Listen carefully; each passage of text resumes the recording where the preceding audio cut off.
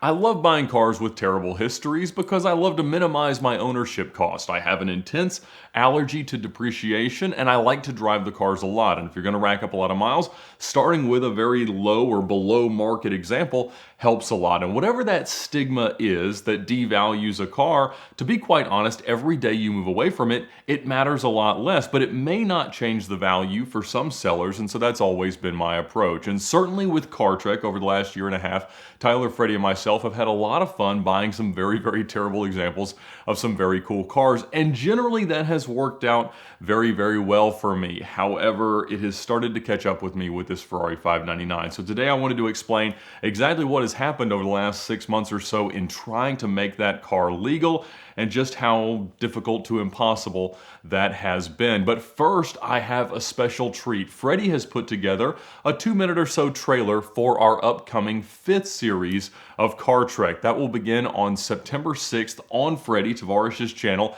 and this is what you can look forward to.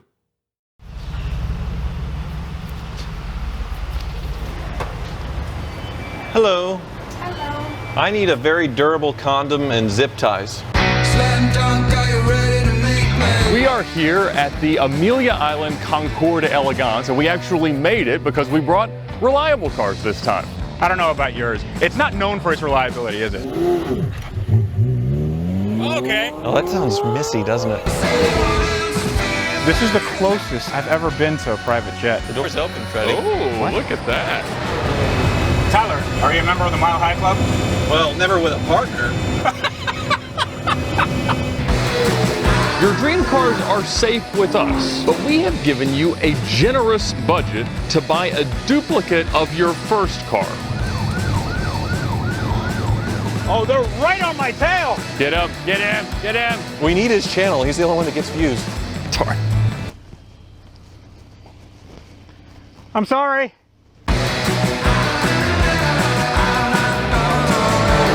Oh, wow, Tyler just took off!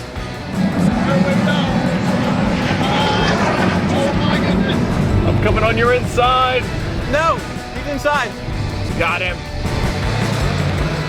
You're going to be the first person to get stabbed in the neck by a Volkswagen key unless you say something nice about my Merc. Okay.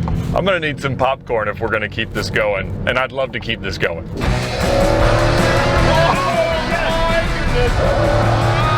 my God! Today does not suck. Today is a good day.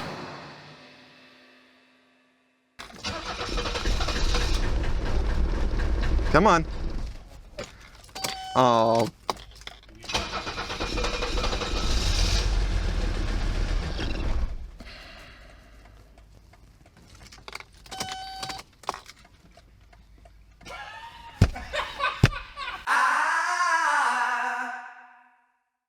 So we had an awful lot of fun making that, and I cannot wait for you to see it. We had our dream cars, we rebought our first cars, we had some more very, very dreamy cars and some certainly once-in-a-lifetime experiences. But we're now kind of putting the finishing touches on the planning for the 6th installment of CarTrek, which will release sometime around Christmas. But yes, the 599 from CarTrek 4 has not gone exactly to plan. In fact, I've now driven it about 6,000 miles illegally, including the 4,000 or so miles that I had to drive it going to Dallas for CarTrek 4, doing the route up to Gateway Canyon, Colorado, and then driving it home. Of course, it had my CarTrek license plate on it with a valid registration sticker, but to be quite honest, at the time that was still registered to the Maserati Quattroporte that I used in CarTrek 3. Now, I always want to have the cars ready before we set out on these adventures, but unfortunately, like most project cars, that's not always the reality. And so as soon as I got this car, I took it to Ferrari of Atlanta and just told them, look, we don't have a whole lot of time. I just need you guys to get it as sorted as you possibly can. Now, I had been chasing this car and certainly aware of the car for the better part of 2 years. I had tried to buy it for CarTrek 1 and tried to make it the price of a C8 Corvette. I'd actually tried to buy it about a year prior when Federico Cerifo and I were talking about building a sister car for Fiorella, his Drift 599, and that's still a project that's sort of, on the horizon potentially. We're not really sure when and how that might work, but at least having one in the garage can make that a little bit more of a viable possibility. And so I was pretty familiar with the history of this 599, and I knew that about 8 years prior to this, it had been in a freshwater rain flood in Reno, Nevada. It had been sold to the second owner at a huge premium over MSRP, more than $200,000 over MSRP, including the dealer installed options of the HGTE kit. So I knew that the car went in the water, but I also knew that it had accumulated about 4,000 miles since that had happened. So it went in the water at about 4,000 miles. I bought it at about 8,000 miles. And so I'd been talking to this dealer for a while, and they told me a lot about what they had done to the car in terms of servicing and a few repairs that they claimed they had made, because they told me they had gotten a rebuilt title for the car. Now, when the title in the car showed up, that was not the case. It still had a branded flood title. Now, when an insurance totals out a car, when you have an incident, an accident, or it's in a flood, they will pay you for the car, and then the title becomes branded when the car is sold through salvage auctions as salvage, rebuildable, flood, hail, vandalism. There's a lot of different theft recovery style brands, and I've talked about that in a video. So once it gets branded, you can then, in most cases, get the car rebuilt. Sometimes they are branded export only, parts only, or non-rebuildable, meaning that you cannot rebuild the car, but in this car's case, in a flood, you can rebuild the car. So each state will have some form of inspection requirement on how you get the car back on the road. So here in Georgia, you have to take the car to get a salvage inspection from an authorized inspector. They sign off on it, you pay them about $100, and then you go to the Department of Revenue where they issue your rebuilt title. You then go to your Department of Motor Vehicles for your county, and then they get you a tag. And so it's a fairly long process that I just didn't have time for beforehand. Also, it would not have passed that salvage inspection. Generally, this involves a safety inspection, headlights, turn signals, brake lights, horn, things like that, as well as making sure that the error lights are off on the dash. Now, when I got this car, the airbag light was on, and I knew that. They had disclosed to me that the airbag light was intermittently on. And quite honestly, even though they lied to me about having rebuilt the title, it didn't really matter, because in Georgia and in several other states, if you bring in a previously rebuilt car, you have to redo the inspection anyway. So it really didn't make any difference. I had to accomplish the same inspection regardless of whether I was bringing in a rebuilt title or a current reassigned salvage title. So in this case, it was a flood title, and I had to have them look it over. But they would not pass it with an airbag light on it. And so that first time that I took it to Ferrari of Atlanta, I had asked them to please clear the light and tell me what was causing it. Hopefully it might stay off for long enough for me to go get the inspection, but regardless, I wanted to know what I would need to replace. Now, I'd been told by the selling dealer that it was probably related to the passenger occupancy sensors, and that was where the error was coming from. However, the SD3 computer that Ferrari dealers use in order to clear these lights was not working at the time. And so they could read it, they could tell what it was, and yes, it was the passenger occupancy error, but they didn't necessarily have the ability to turn it off. And so regardless, I was not going to have a rebuilt title for CarTrek, so I went on driving with my bill of sale, with my valid insurance, and just hoping that I didn't get pulled over. And while I did get pulled over a couple of times, not for any serious offenses, nobody ever really minded. They weren't able to tell that the car was not fully rebuilt. I had all the evidence that I was the rightful owner, and everything worked out okay. So after filming CarTrek 4, I get home, and it's time to get the car properly rebuilt. And so I know that I'm going to need to replace possibly the entire passenger seat, but at least the weight sensors that are underneath the seat in order to get this light to go off. Because I had to list the car for sale on Auto Tempest because I had lost, by our judging criteria, the 4th series of CarTrek. And so it is still listed at autotempest.com. You can visit it at the link in the description below. I don't know that it's necessarily for sale for real, but if you have an offer, I'm always ears to hear it. And so we do love Auto Tempest for their continued support of CarTrek. They sponsored our first 5 CarTrek series already, and they're interested in keeping it all going, so we very much appreciate that. But that can only happen if you, like right now, click the link in the description below to check out Auto Tempest and use it to search for your next car. We honestly do use Auto Tempest every day because we're constantly looking for new and interesting cars, both for our personal collections and for upcoming series. We think the 6th series you're really going to like. It's not just one car from each of us, it's in fact 3 cars from each of us. But regardless, we're excited about filming that fairly fairly soon. But yes, please do check out Auto Tempest. It's all the cars in one search, and it's one of our absolute favorite sponsors here at VINwiki. So I needed to get the car titled in my name so that I could then transfer it to someone if I did sell the car, but that was proving extremely problematic. So I got a set of the weight sensors out of a crashed car on the West Coast, and I myself took the seat out, took the carpet out, took all the trim out, got to those, replaced the sensors, making sure that I'd taken the right number of pictures to know exactly where everything went, and I put the thing back in. But of course, once I had it all back in, even though I had the battery disconnected and everything, the airbag light was still on because it was on when I turned the car off. So I get everything buttoned up and put back together, and I take it back to Ferrari of Atlanta and say, look, I need you to clear this code, and in fact, I'm gonna be gone for a couple of weeks, so you can spend that time making sure that everything else is buttoned up. And of course, on CarTrek, we discovered a handful of other issues that if we could keep the airbag light off, it made sense to start addressing. So it's with them for a couple of weeks. I get back, and apologetically, they say, Ed, we just cannot get this light to turn off. And so I believed that I had replaced these sensors properly, but I didn't really know what I was doing, and it was possible that I had done it incorrectly. And so I decided that I needed to turn to the aftermarket world, and the best option for that was Art from EAG. I had driven his manually swapped Scuderia, and I knew at the time that he was working on a Ferrari 599 manual transmission swap. And so I asked him, knowing that a lot of his software requirements mean kind of piggybacking on top of the existing ECU and TCU structure on these late 2000s Ferraris, I thought he was probably the right person to ask. And in fact, he was, and at the time he was the next day flying through Atlanta on a layover to go from San Antonio to a project that he was inspecting down in Florida. And so he said, look, I'll just extend my layover, you bring the car down, I'll bring my computer, and we'll try to clear this light.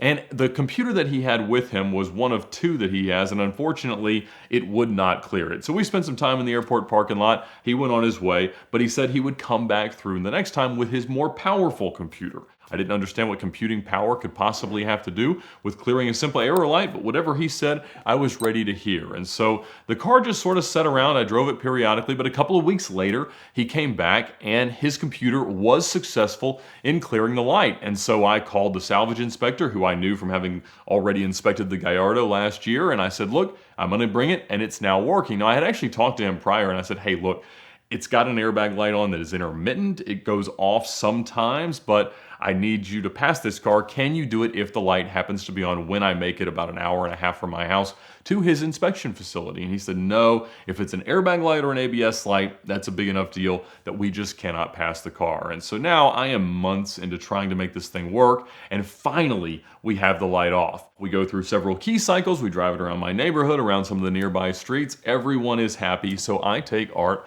back to the airport. Now I get back home, and then I get into the 599, start it up to move it in the garage, and the airbag light comes on. For the next couple of weeks, I try different experiments because it does kind of come and go, but I just don't really see a pattern in exactly when I could expect to be at the inspector's place and know that the light would be off. So in general, if I have a passenger in the car for 5 or 10 minutes, the airbag light will go off, but that's a difficult circumstance to simulate when I need to just give the car to an inspector and hope that the light will stay off. And so I'm trying to figure out, and in continued discussions with the Ferrari dealer, they said pretty much we know that it's between the seat controls, the weight sensors, the airbag control module, and the dash.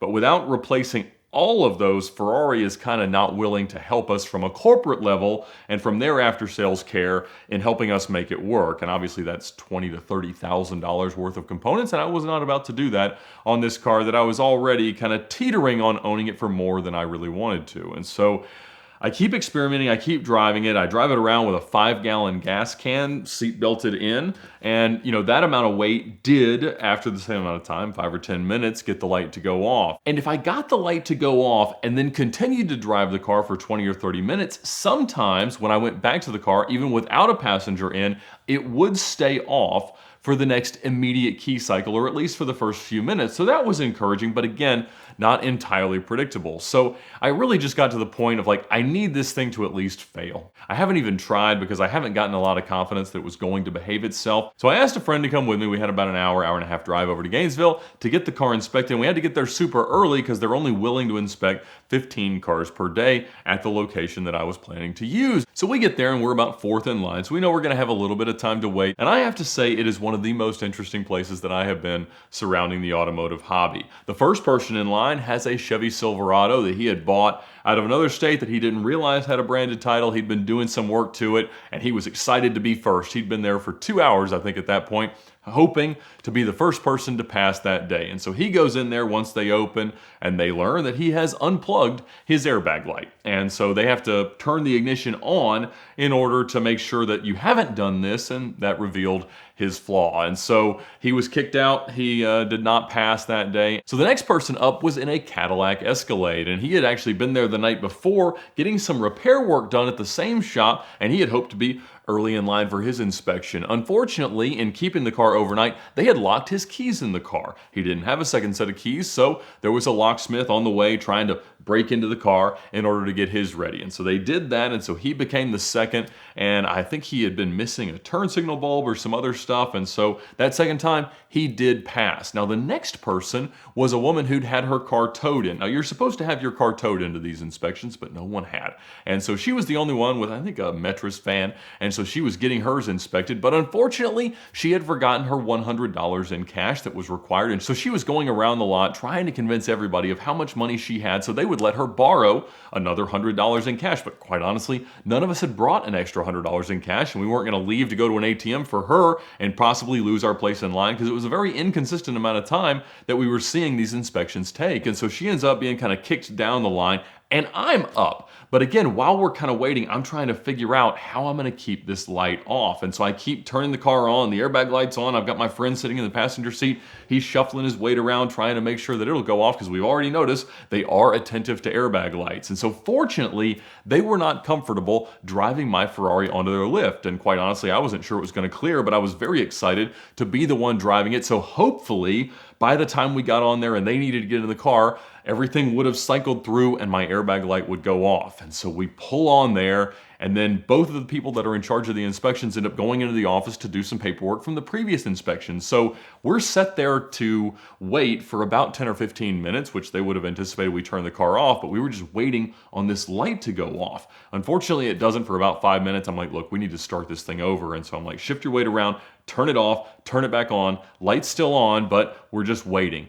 And literally about 1 minute before they returned, the light went off. And it was an absolute miracle. I cannot say how happy we were in that moment. I was able to show them, look, here it is, it's running. There's no check engine lights on, there's no airbag lights on, there's no ABS lights on, there's no traction control lights on. All the things you could possibly be worried about, you can't have to worry about, because right now this car is as perfect as we always knew it was. And so they do that, and then of course he has to turn it off, but rather than going all the way back on, all he does is turn the ignition on so he can see that I have not unplugged the airbag light. I had tried that, but unfortunately it is on a board. I was going to trade it with another light that it wouldn't matter if it was on, like a TPMS sensor or something like that that's not necessarily involved in such a safety inspection, but the car passed. We were over the moon elated. We went back in while they filled out some more paperwork. We got to learn a little bit more about our co-inspectees. There was a man with a motorcycle being rebuilt. He was talking to the woman who was still looking around for her $100 in cash. They were having a discussion about what really qualified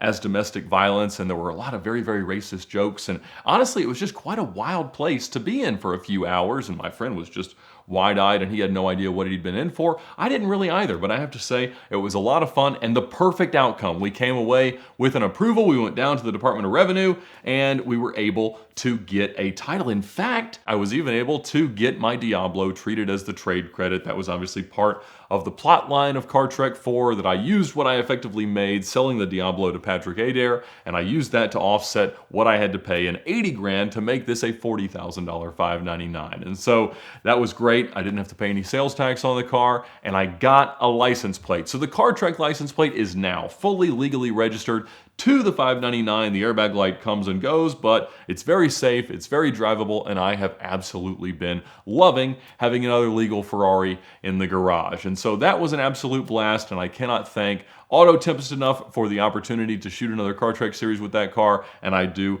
absolutely love it. And so thank you guys so much for watching the Car Trek series so far. I hope you'll love Car Trek 5 coming in September to Freddie's channel. And again, thank you to this month's sponsor, Avalon King. Avalon King ceramic coatings are something that I've been using for the last 4 years on my cars. It's a great DIY product that even an idiot like me can put on a car. I have it on all my cars. It makes them so easy to clean, shinier than you could ever imagine, and a whole lot easier to own and enjoy. So visit them at the link in the description below as well. They've given us a $25 discount with the VINwiki code, so you can try it for less than 50 bucks on your car. I know that you'll love it on yours. I love it on mine, so be sure to check them out and thank them for their support of VINwiki.